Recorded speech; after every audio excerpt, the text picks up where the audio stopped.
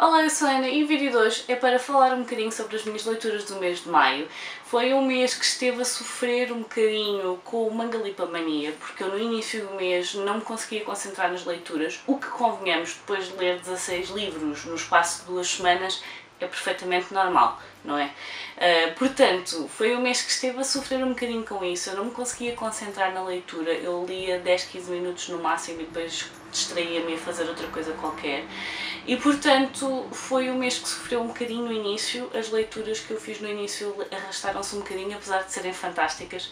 E portanto eu vou-vos falar agora dos livros que li. O primeiro livro que eu li este mês foi Sou um Crime, Nascer e Crescer no Apartheid, do Trevor Noah.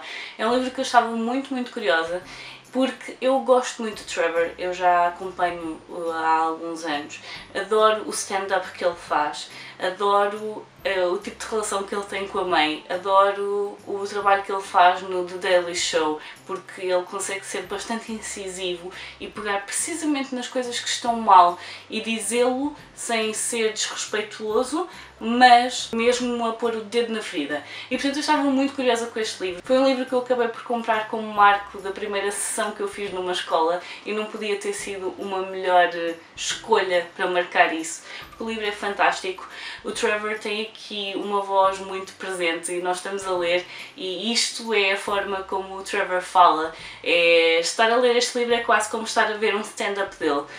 E apesar de ser um livro sobre o nascer e crescer durante o Apartheid, este livro para mim é uma ode à mãe dele, é mostrar o tipo de mulher que ela é e era e que teve de ser durante o Apartheid para ele poder ter as oportunidades que teve. Também fala muito sobre preconceito, porque o Trevor, sendo mulato, não pertencia nem aos pretos nem aos brancos. Supostamente devia de ser uma pessoa de cor, mas ao mesmo tempo as pessoas de cor também o segregavam um pouco e portanto este livro é extremamente importante, eu adorei lê-lo, até porque o meu pai cresceu na África do Sul e portanto foi uma forma também de conhecer um pouco mais da história deste país e portanto foi muito interessante, aconselho e eventualmente vou fazer uma sugestão de leitura para ele porque é só extraordinário. O livro que vem a seguir é A Noite do Caçador, da Sandra Carvalho. Foi um livro que eu gostei muito de ler, mais uma vez foi um dos livros que sofreu com o Mangalipamania Depression em que eu não me conseguia concentrar. É um livro que eu quero reler, eu gostei muito deste livro, mas eu sinto necessidade de reler para poder fazer uma sugestão de leitura para vocês.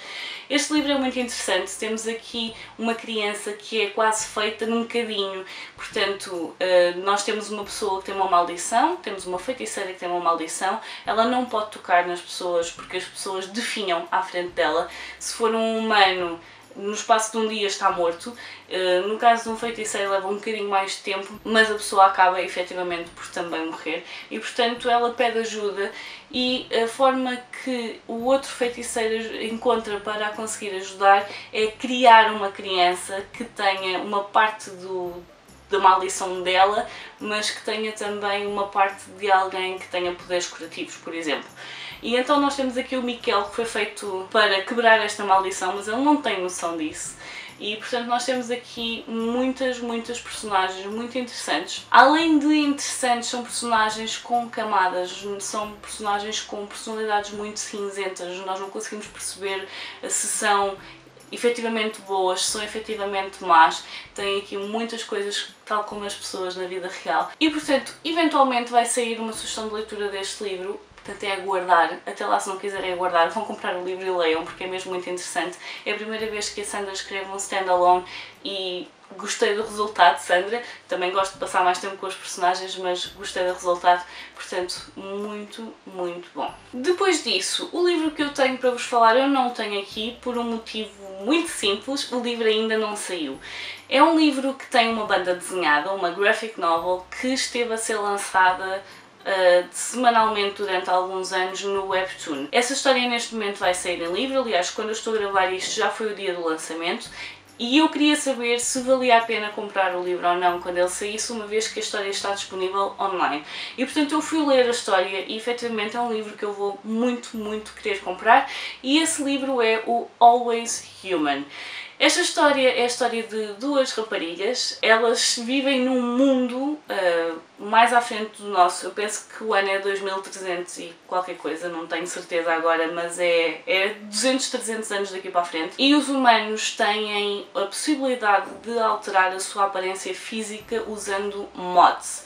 Portanto, é como se nós fôssemos agora a uma loja de tecnologia e disséssemos: eu quero que o meu cabelo seja azul, comprido até à cintura, e quero que a minha cara tenha os olhos de cores diferentes, por aí fora. Portanto, as pessoas podem alterar a sua aparência física.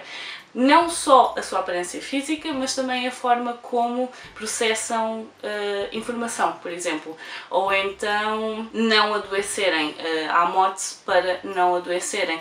Há mods para tudo. Basicamente o corpo está modificado, porque é isso que os mods fazem, é modificar. O que vai fazer então com que nós sejamos uma raça que já ultrapassou aqui várias componentes de biologia, não é? Que acabam por nos degradar. Só que há algumas personagens que não podem usar mods. São personagens cujos organismos combatem os mods e, portanto, ficam doentes se os usarem, e, portanto, são personagens que são apenas humanos. Daí o título Always Human, porque a rapariga nunca vai poder deixar de ser humana. Portanto, este livro debate muito questões de o que é que faz de nós. O facto de alguém poder estar sempre a alterar a sua aparência física, de que forma é que isso acaba por influenciar tudo à sua volta. O facto de as pessoas normais, aquilo que nós achamos que é normal agora, é uma coisa rara naquele mundo, e, portanto, são pessoas que às vezes são olhadas de lado, até porque há pessoas que têm essa opção, podem usar mods, mas não querem usar mods, e, portanto, fala aqui de muitas situações. É um livro LGBTQ, é um livro que fala sobre a nossa forma de ver o nosso próprio corpo, é um livro que fala sobre as relações que nós estabelecemos com as outras pessoas, a forma como nós lidamos com as nossas limitações. Eu adorei este livro e, efetivamente, eu vou querer comprar. Se não me engano, o livro faz referência apenas ao primeiro volume, porque é suposto ter 2 volumes, se não me engano, mas eu só vou saber isso quando comprar o livro.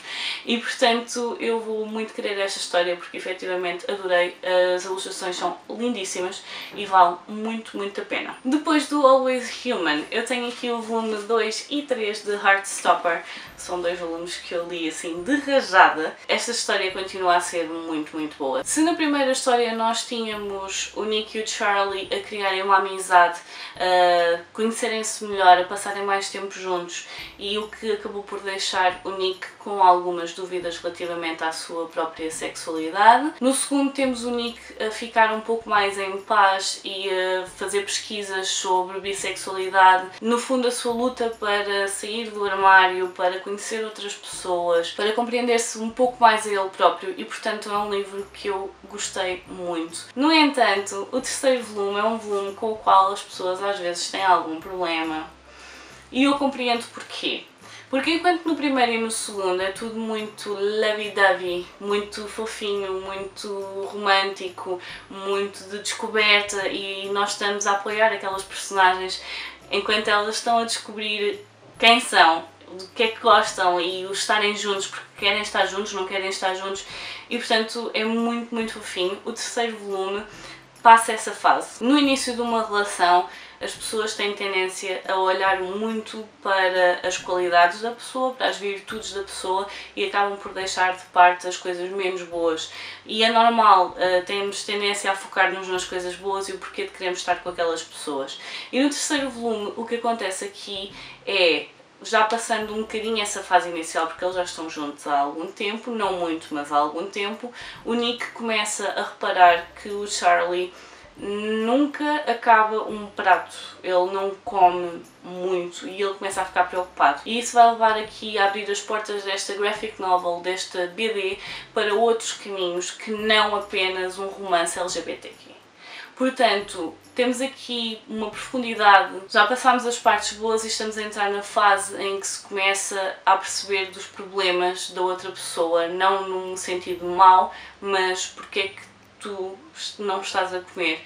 E nós começamos aqui a pensar em anorexia, mas não é. E a forma como a temática está trabalhada, a verdade é que está muito boa. Aliás, todas as temáticas que a Alice Oseman tem estado a pôr nestes livros estão muito bem retratadas, estão muito bem trabalhadas. A história é efetivamente muito boa. Gosto que eles estejam a passar esta fase do cor-de-rosa e começarem a perceber-se das pessoas que efetivamente são e começarem a trabalhar estas coisas em conjunto, porque é isso que é uma relação, é isto. Depois passamos de um romance para um romance e, portanto, o próximo livro que eu tenho aqui é O Comboio das Nove, do Filipe Barcelo.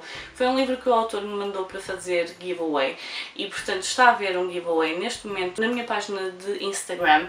Este livro acaba por contar muito da história do próprio Filipe. Ele acabou por passar muito da sua própria história com a mulher, com a esposa, para este livro. O facto de nós termos uma personagem que tinha uma adição, que era alcoólico, e que isso fez com que a relação se degradasse e tiveram afastados algum tempo, e depois este livro é sobre o reencontro, é sobre conseguir ultrapassar um passado que não foi bom.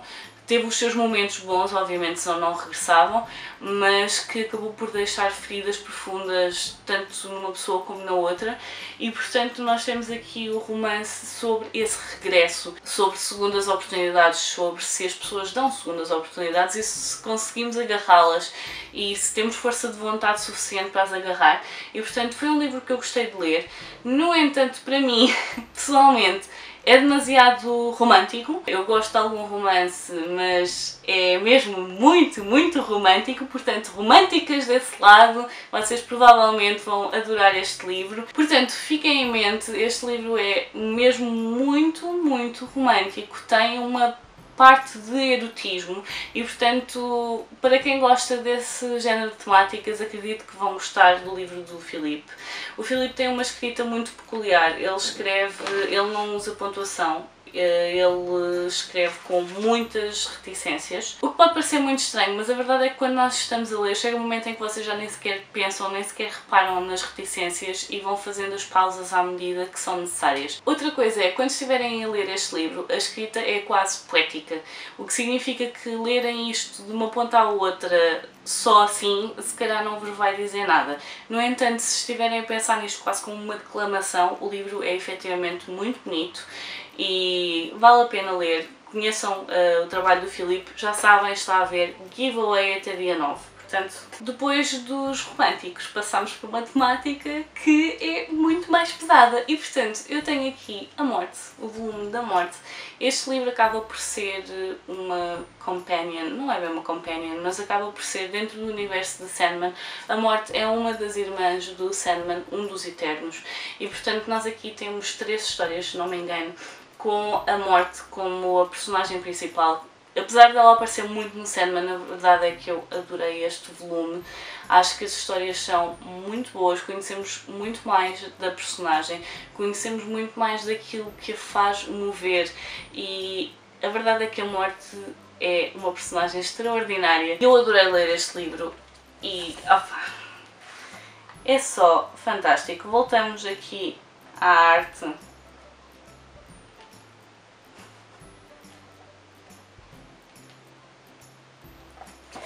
E acreditem, apesar dela ser a morte, estes livros estão longe, aliás, este livro, porque Sandman é um bocadinho depressivo, mas este livro está longe de ser depressivo. Nós aqui temos uma perspectiva da morte muito mais humana. E portanto é um livro que eu aconselho definitivamente, mas conheçam primeiro o universo do Sandman. Quase a terminar, a seguir à morte, o que é que eu li? Porque faz todo o sentido. A Peste, do Albert Camus. Ora bem, A Peste, um livro que eu provavelmente não iria pegar se não tivesse visto a live da Tininha, da Ana Karina e da Lúcia Fonseca, em que elas estiveram a falar sobre este livro. Eu efetivamente, antes de vir em layoff, pensei ainda em comprá-lo porque já se andava a falar, a Cláudia da Mulher que Ama Livros já tinha falado em ler este livro neste momento, mas depois acabei por não o fazer e ia-me passar, de certeza absoluta.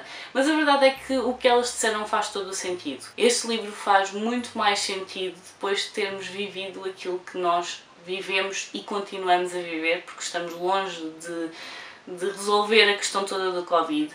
E portanto nós aqui temos uma peste que aparece da noite para o dia, simplesmente começam a aparecer ratos, imensos ratos nesta cidade, os ratos começam a morrer e as pessoas começam a ficar infectadas com algo que depois eles acabam por identificar como sendo a peste. O que é que vai acontecer? Esta cidade vai ficar isolada, as pessoas vão ser tratadas, no entanto, a maior parte não se consegue curar. A maior parte das pessoas, digamos 95% das pessoas que são infectadas, não têm cura e acabam por morrer. E portanto nós temos aqui muitas situações que, se nós não estivéssemos a passar pelo que estamos a passar agora, se não tivéssemos estado em isolamento, se não tivéssemos passado por várias coisas, a nível de enterros neste momento as coisas ainda não estão a correr bem, as pessoas não podem ir ao enterro, são números limitados de familiares que podem ir e nem sequer podem ir, enfim, nem vale a pena pensar nisso. Espero muito que desse lado ninguém tenha perdido ninguém. Honestamente, espero mesmo que esteja tudo bem com toda a gente. E então nós temos aqui uma análise muito grande a nível de pessoas, a nível de médicos, a nível de pessoas que estão a tentar ensinar as outras pessoas a como é que hão de proceder nas situações. Temos aqui também um padre, temos aqui várias personagens que acabam por ter perspectivas diferentes de o porquê disto estar a acontecer, aquilo que tem de ser feito e como é que poderão resolver. A verdade é que neste caso a peste acaba por vir, tem mais ou menos o espaço de 1 ano e depois desaparece. Que não acredito que seja o que nos vai acontecer, no entanto é verdade que este livro não é muito grande, são 260 páginas e no entanto tudo o que está aqui neste momento, para nós que estamos a viver nesta era e a passar por tudo isto, este livro vai fazer um sentido que outras pessoas provavelmente nunca terão tido. E sim, o livro foi escrito após a Segunda Guerra Mundial, este livro foi escrito em 47 e, no entanto, eu não consigo ver isto propriamente como uma metáfora da guerra, da Segunda Guerra Mundial, mas faz perfeito sentido e há muitas coisas que vamos ficar a pensar, ok, da última vez que tinha havido uma peste, nós ainda não tínhamos este tipo de evolução a nível de medicina, a nível de muitas coisas, e há muitas coisas que ele diz aqui que eu só pensei, espera, isto faz todo o sentido agora, como é que ele em 47 escreveu isto, mas é só fantástico, acho muito bem que o leiam. Gostei mesmo muito, eu pus aqui 2 marcações, mas houve muitas ao longo do livro inteiro que eu só me apetecia era marcar este livro todo. Portanto, é assim. E então, para terminar aqui o mês, eu tenho uma releitura, porque no mês de junho, aliás, no dia em que eu estou a gravar isto, vai sair o último volume de A Darker Shade of Magic. E portanto, tenho aqui Uma Magia Mais Escura que estive a ler com a Lúcia. E para mim foi uma releitura, para a Lucia foi uma primeira leitura e foi muito bom voltar a este livro. A Vi Schwab tem uma escrita muito bonita, mas sem-se perder demasiado em floreados. As personagens delas estão bem construídas, cada uma tem uma personalidade muito distinta, não há aqui andar a pensar que estou a confundir esta personagem com aquela, não. O sistema de magia é muito interessante. E depois temos aqui esta questão de haverem 4 Londres, a Londres branca, a Londres cinzenta, a Londres vermelha e a Londres preta, que cada uma tem níveis de magia diferentes. A magia existia ou existe em todas, no entanto, como cada uma teve uma aproximação diferente à magia, a magia acabou por evoluir de formas diferentes. Portanto, a Londres cinzenta é o equivalente à nossa Londres, isto passa-se no século XIX, portanto 1800 e qualquer coisa. E nós temos aqui então uma Londres em que já não há magia para nós. A nossa Londres cinzenta não tem magia, pode haver pequenos resquícios, mas... E nós sabemos, não há magia no nosso mundo, que é uma pena. E portanto nós temos aqui o Kel, que é da Londres vermelha, e ele é uma das poucas pessoas, só existem 2 pessoas que conseguem passar as portas entre as várias Londres. E portanto o Kel serve como mensageiro da família real. No entanto, o Kel tem um pequeno passatempo que é perigoso, já para não dizer ilegal, que é, ele volta e meia acaba por levar pequenos objetos, coisas que não sejam perigosas, mas pequenos objetos, imaginem um botão, entre Londres. O que acontece é ilegal andar a transportar objetos de uma Londres para outra e, portanto, há aqui um momento em que ele está a fazer um favor a alguém e acaba por se ver envolvido na pior coisa que podia ter acontecido. E para vocês saberem o que é, vão ter de ler, mas este livro está fantástico, eu adoro a escrita da V.E. Schwab e estou tão deserta para agora continuar o segundo e ler finalmente o terceiro e acabar esta história, porque eu vou ser tão feliz com esta história terminada.